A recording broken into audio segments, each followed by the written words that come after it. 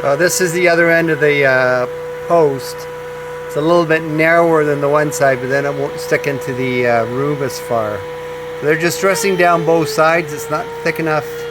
It's the planer will only cut to 6 inches, and the beam is wider than 6 inches. So we're going to do the other part with hand plane, I guess, and or sanders. They just got to pick out what side is the nicest, and then hand plane it smooth. It's noisy.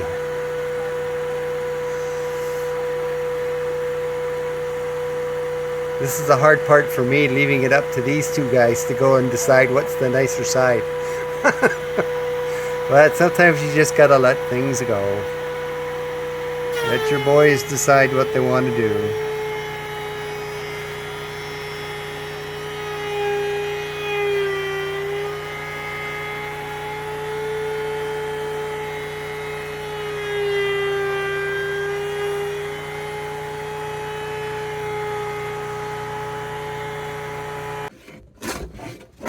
Hold the other end there.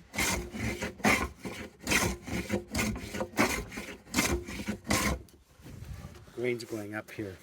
I gotta switch direction.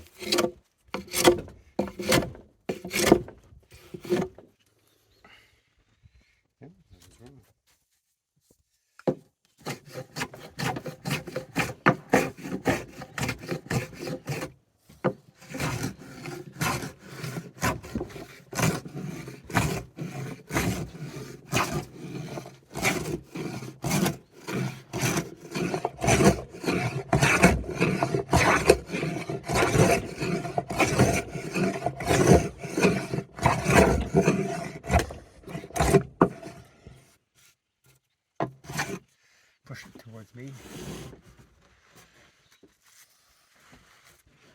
It's still pretty damp, so we got to keep this clear, because if that gets jammed up, it doesn't. It's jammed up right now.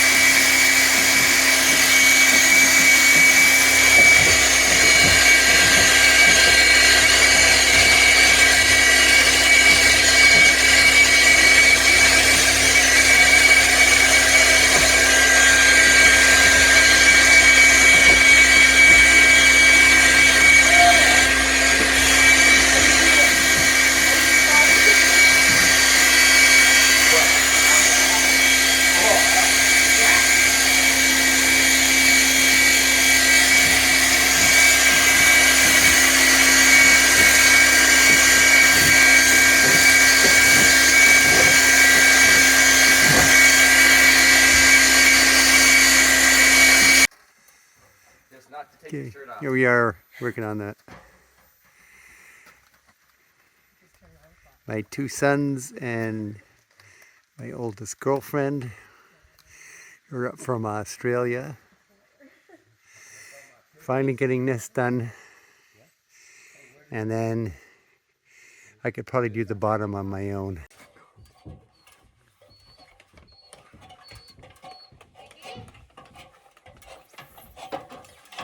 How you climb down a ladder.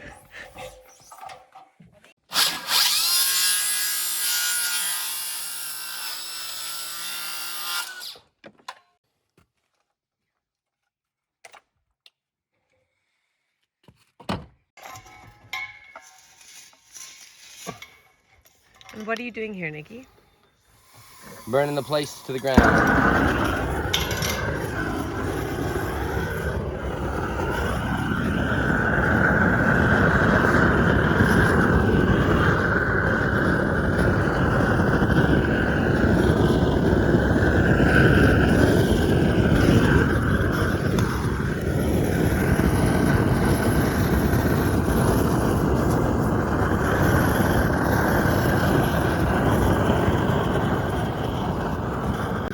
They go relatively quick. Don't really I care about getting it that even. You can barely see this. Now we're close to the wood.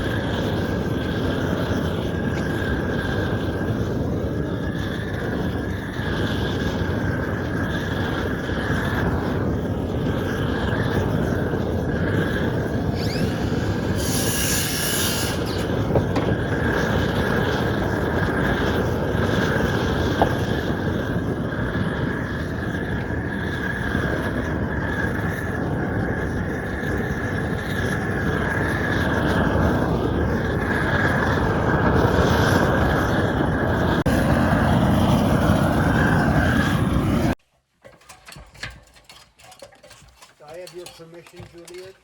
Yep. Just not.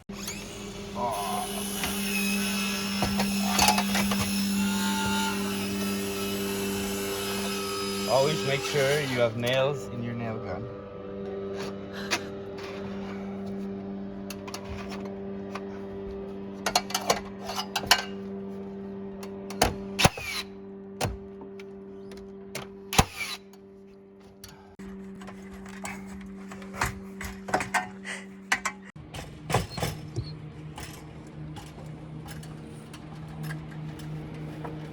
It's gonna go higher.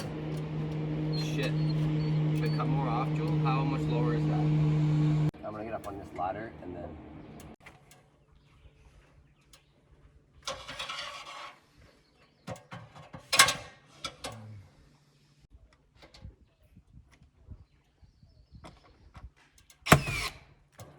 Perfect. I don't know if I want it. 1 sec.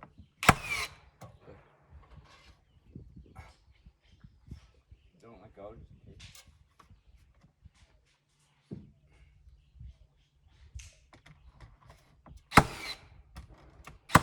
We should have nailed the other side because you can see the nail. Or we should have burnt the other. Oh, but we couldn't because of the angle. Oh, well, the band will cover it and you won't be able to see that anyway. It'll start to weather and we'll be Gucci. Cool. I'll go cut this and then do.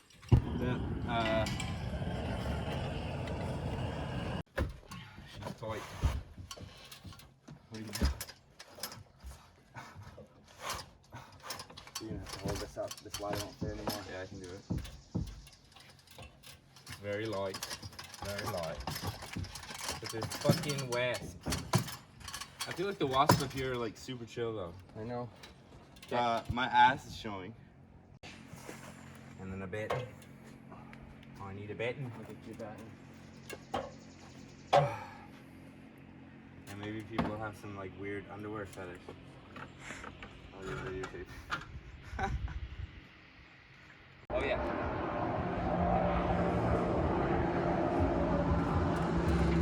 Okay, how's this? Good. It's perfect. What is it, Julia? It's perfect. Perfect. Perfect. Perfect.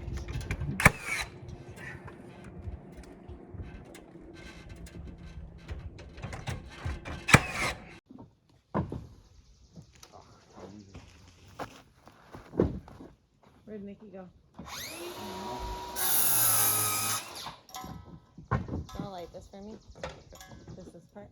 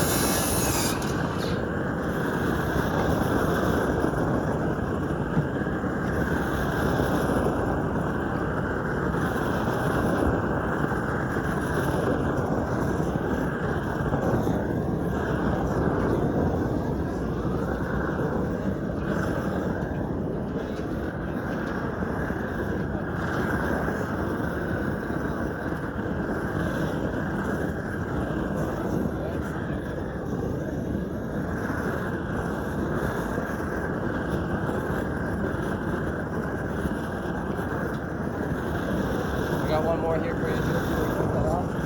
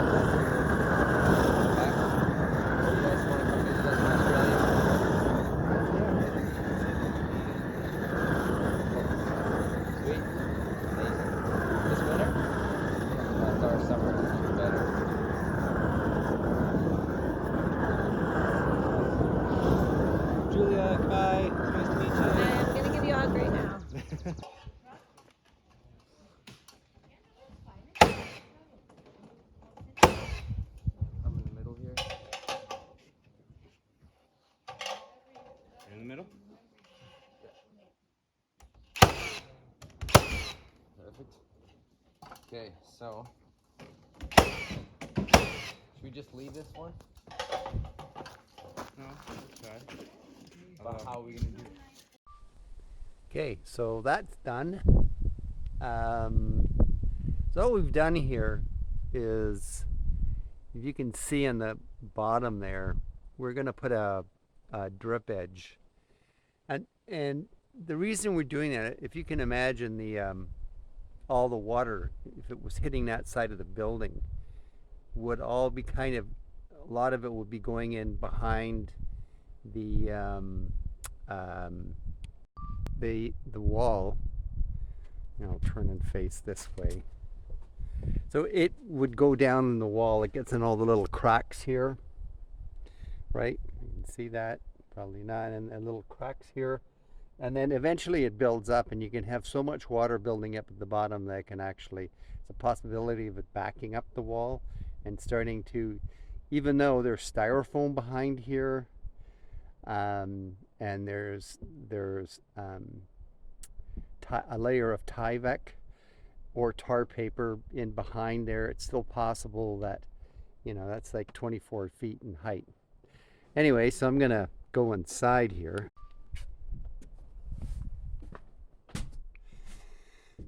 Okay, so I didn't really get a good chance to explain what I did last time. So I framed in what's going to be the closet. So if you remember earlier, I had done that wall up to the top. And then when the boys were here, they were sanding that down, which really makes that look a lot nicer.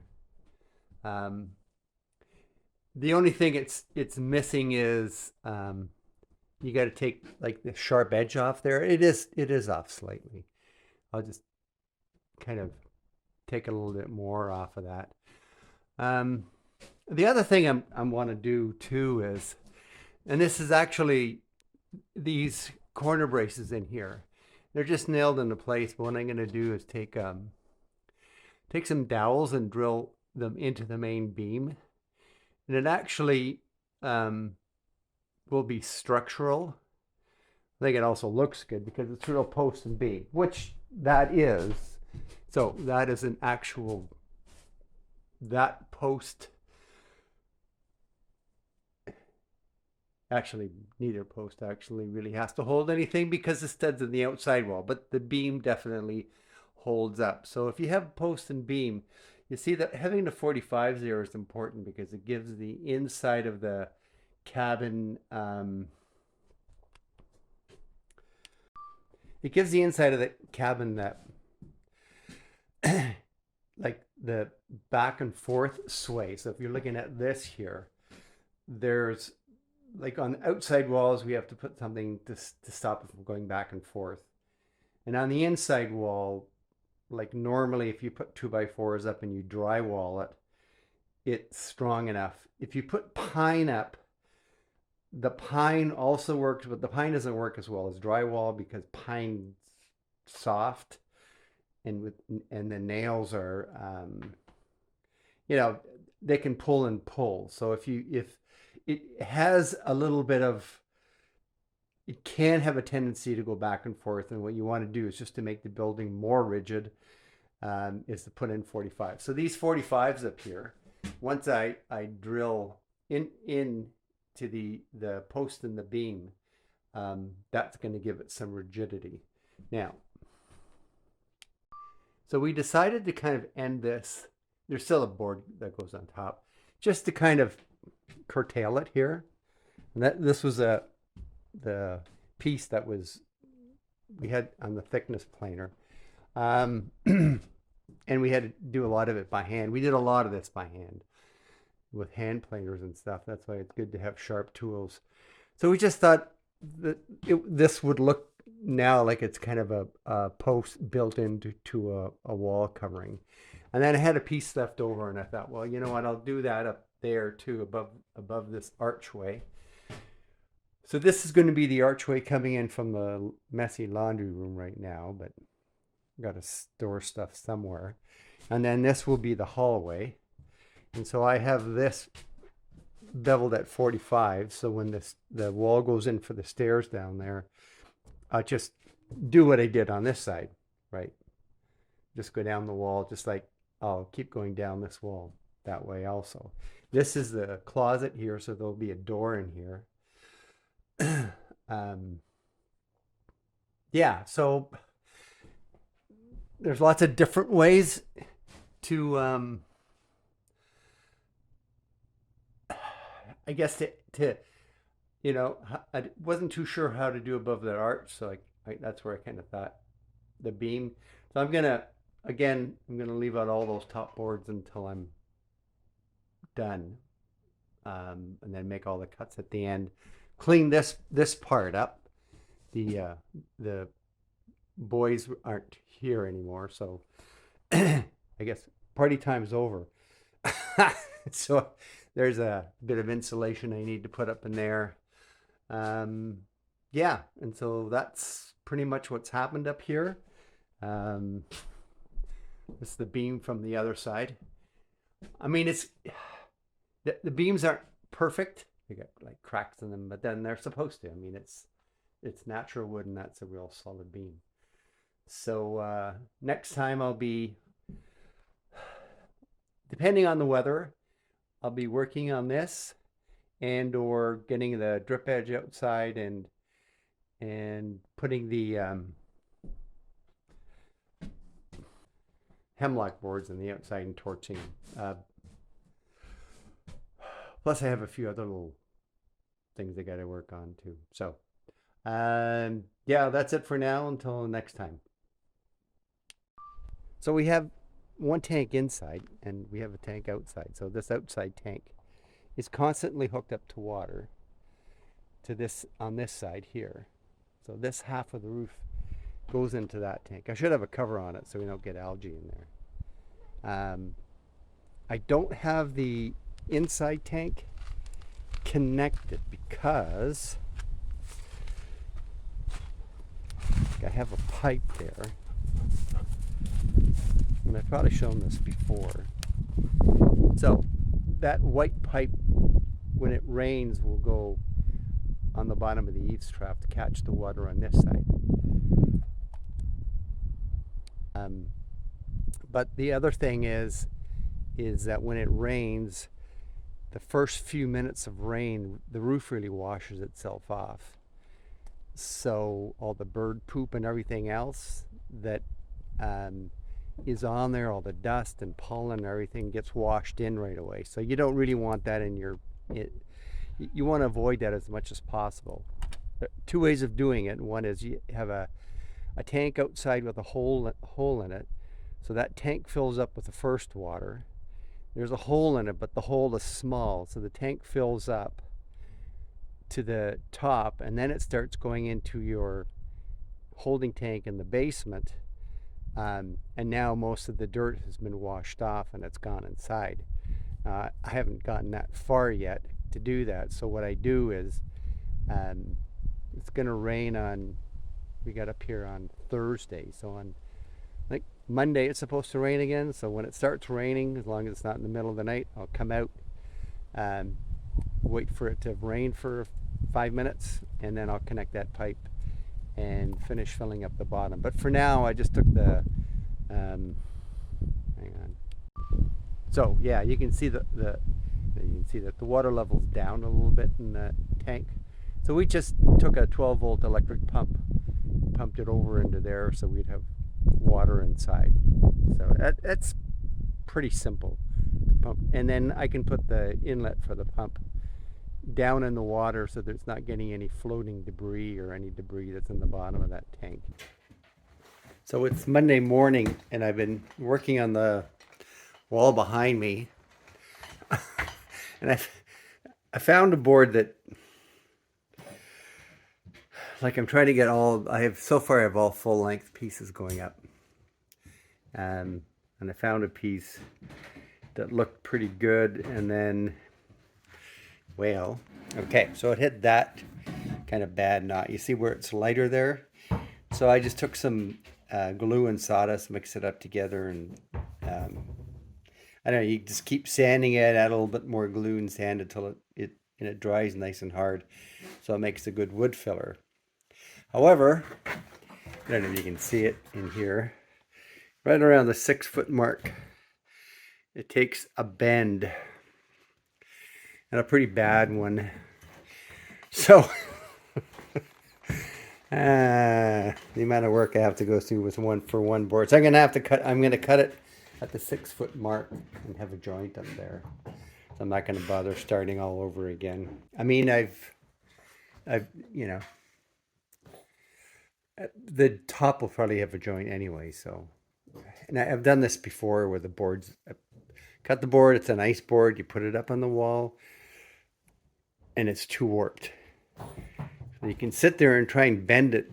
The last one up there, I tried bending, I had to kind of get a block and really jam it in, but that's not good because you kind of put too much pressure on parts. So I'm just going to cut this one, get it to fit that way. Yep. So this is brush cleaning.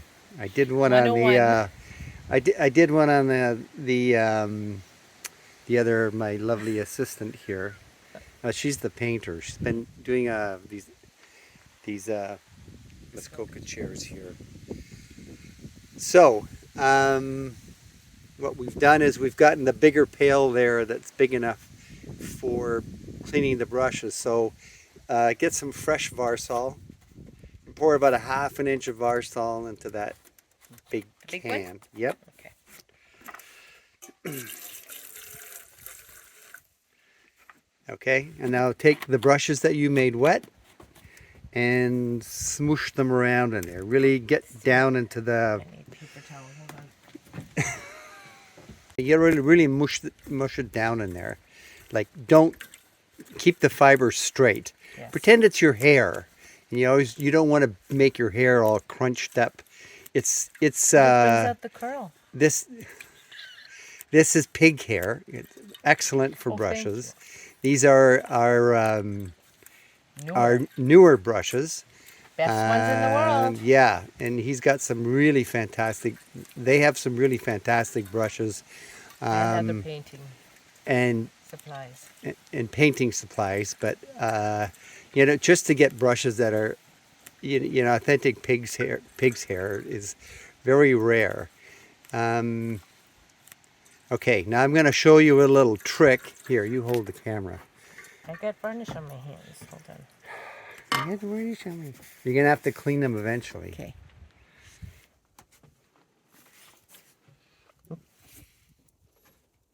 So you want to get the...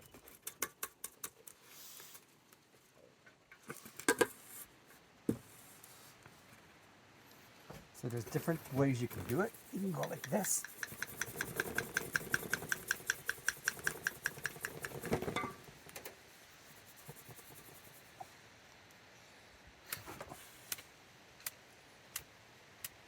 Okay, that one's okay for now. You're going to take this one here. Boy, you get the handles all full. Excuse me. And this one we can't, so.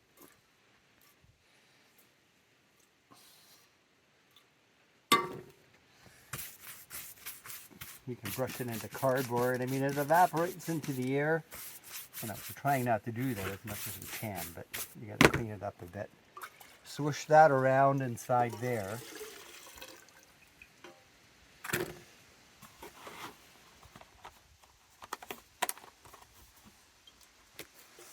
Messy.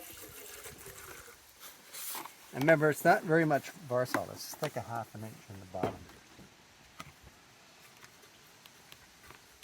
Do you have the paper towel? So what I can do here is just get the paper towel wet, clean this off so it's not all sticky.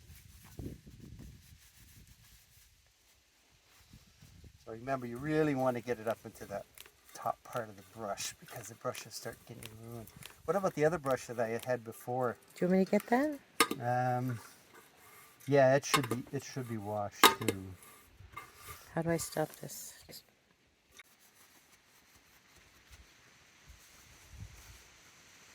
So there's different ways of trying to get the stuff out. One is, like I showed, the spinning, and then there's the wiping off on the side. There's this, and one of the other things that what you can do, I only do it with work boots on, is you take your foot like this. I'll show it anyways, and go, and you'll see the stuff came off on the bottom there. Okay, again, swoosh this stuff around. Pour it into the can. The sides of the can are all sticky. And then this should probably be the last time. You'll also be able to tell because there's not going to be as much change in the color of the varnish. So let's. That's barely ½ inch.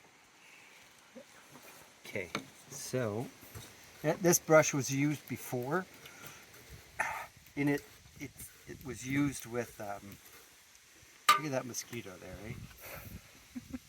Dead.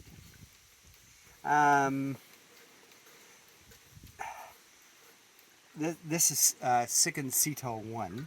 I can't do the spinning thing with this really because it's and you can see it got kind of like up in the end. You always got to try and keep that out of there. You can buy a brush, like a steel brush or whatever, and brush that out of there. So I'm going to have to go like this to get it. It's not as accurate.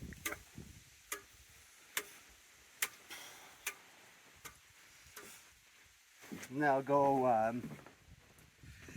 down a piece of cardboard, and even on this table now, because it doesn't matter. It should be pretty much clean. Any more paper towel? Yeah. What I'm doing is you'll end up seeing that see, that feels pretty clean to me now.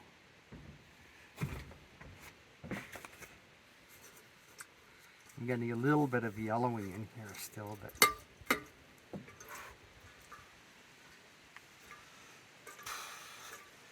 there's a lot of paint supply places, or painters used to have these things that they could buy that they would spin the brush around. I keep tripping over that thing. That they would, and you can actually take this and you can wash it out. See, it's hair, so if you're going to wash it out with soapy water, you should use shampoo and follow it with conditioner. Otherwise, it'll get frizzy. And I've done that before too, just to make sure my bristles are really good. People that just buy paint brushes and throw them in the garbage are people that don't know how to paint and don't know a lot about, you know, a good brush and how important it is to have a good brush. It's like anything. You want a good job, you use good materials. You want it crap, then just buy one of those sponge brushes, but then you probably aren't very good at what you're doing, and you probably won't care. But then maybe there's something you're learning how to do it the right way the first time. A lot of times what I'll do is here we go, got a rag. I'll take a rag.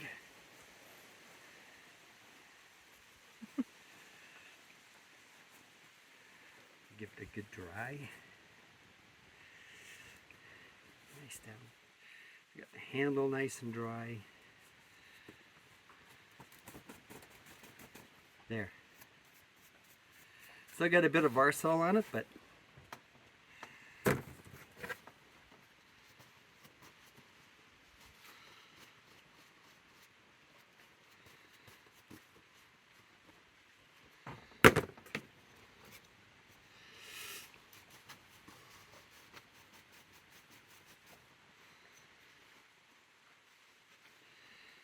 maybe me or whoever was used this one here would have done a better job. I wouldn't have had that.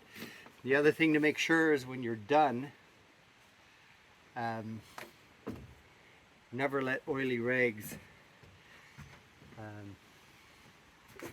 Never have a bunch of oily rags together. Just lay them out to dry. If I want construction and I'm in a house, you just lay them. We just unfurl them like flat and lay them on the floor, so that they don't start a fire, because they will start a fire if you keep them bunched up.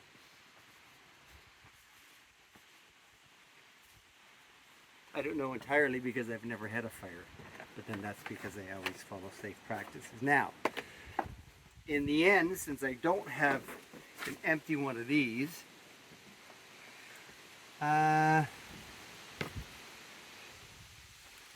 see if this will fit me here.